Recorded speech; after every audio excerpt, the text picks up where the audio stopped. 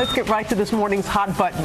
The incredible story of a family locked in a New York City apartment, hidden from the outside world for more than a decade. The brothers are the subject of a new documentary called The Wolf Pack. And ABC's Elizabeth Vargas is here with more on this story. Good morning, Elizabeth. Good morning, Robin. Could you survive being locked in a tiny apartment for 14 years, perhaps even learn to thrive? 6 brothers and 1 sister did just that, some of them born, all of them raised, living in a tenement. They and their mother captives. This is the story of family, fortitude, and the power of film. In the gritty chaos of the Lower East Side for more than a decade, behind these windows was an entire family almost no one knew existed. They are the Angulo family, Oscar and Suzanne, and their 7 children. Their neighbors never saw them. I've been here all my life. We didn't know they existed. The children, raised in 4 small rooms, homeschooled their whole lives by their mother, and locked in by their father. For 14 years, they lived by his rules. If he put us in a room, we have to stay there until he says you can go. Oscar had the only key to the apartment, and only he could use it. So this was always locked? Always. What did he exactly tell you? Did he say it was dangerous outside? What did he say would happen to you if you went outside? He would say to us, so outside there's good people and there's bad people. You know, I'd like to keep you all here, protected, you know, because this is a big city. There's a lot of crime going on. Their father gave them free rein to just one thing. I don't shine shoes anymore. Movies. They were the boys' only window to the outside world, losing themselves in the wilderness of The Last of the Mohicans, the streets of Sicily in Godfather, and the gritty New York underworld in Goodfellas. The films were more than entertainment. They were salvation. The movies taught us, like, sort of how to speak to one another. Who the hell else are you talking? Talking to me? How you interact with another person, then have an opinion. Marvin, what do you make of all this? How many hours a day would you watch these movies?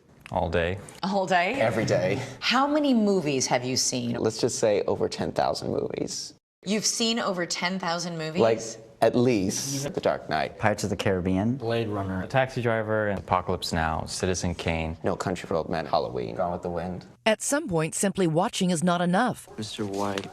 The boys decide to become a part of the movies they love. In the confines of their tiny apartment, their imagination runs wild. Every time my fingers touch brain, I'm Superfly TNT. With every line, every hand gesture, every expression memorized, they assign parts and perform. Their only audience is themselves.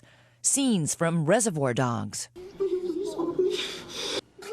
Pulp Fiction. Don't be looking at me like that, right? I can feel your look. Batman, every punch choreographed.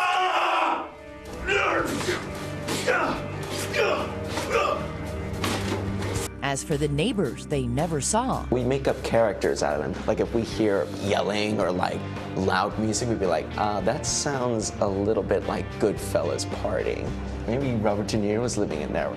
We just imagine a lot. Sort of what you miss out on, you make up in fantasy. until one day fantasy becomes reality. It's now or never. When life inside became too much to bear, and one son found the courage to break free. I'm gonna do it now. And a chance encounter with a woman who will change their lives. It was like one kid, another kid, another kid, and all of a sudden it was 6 of them, and I ran after them. That young woman, Crystal Mazel, would go on to change their life. She made the documentary The Wolf Pack, which debuts nationwide tonight. We're doing an hour-long special. It's an incredible story. Where do we start? Yeah, With all the questions that we have for you. Wow. What's their favorite movie? I asked them that. It's an impossible question to answer. They have watched and memorized thousands and thousands and thousands of movies. They reenact scenes. They carefully make props out of garbage. So are they going to use this and become, you know, the next Steven Spielberg? Well, most amazingly, one of the boys, we have videotape of him 5 years ago that Crystal took. She's teaching him how to use a camera, how to push record, what a tripod is.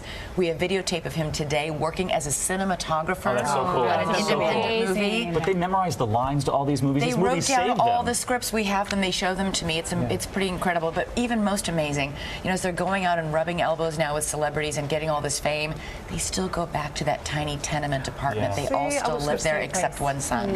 And to be so well adjusted It's After amazing. all, It's a testament to the power Wow. of imagination, Yeah. the power of resilience, and family-filled family. and fortitude. This This is an incredible Yeah. story. You said Yeah. it's the most shocking you've It's ever my done. favorite hour I've ever done. Larry. Wow, well, You that's a can- tease. And you Yeah. can see, you'll see the full story on 2020 tonight with these two that are sandwiched Elizabeth between, Debicki. yeah, right over here. Right here. And as We're you were gonna kick talking you two about, out. the Wolfpack documentary opens in theaters nationwide today. Yes, right? All today. right. Thank you, Elizabeth. Thanks, Robin. See you tonight at 10? See you tonight. All right. Be there, be square. I'll be there.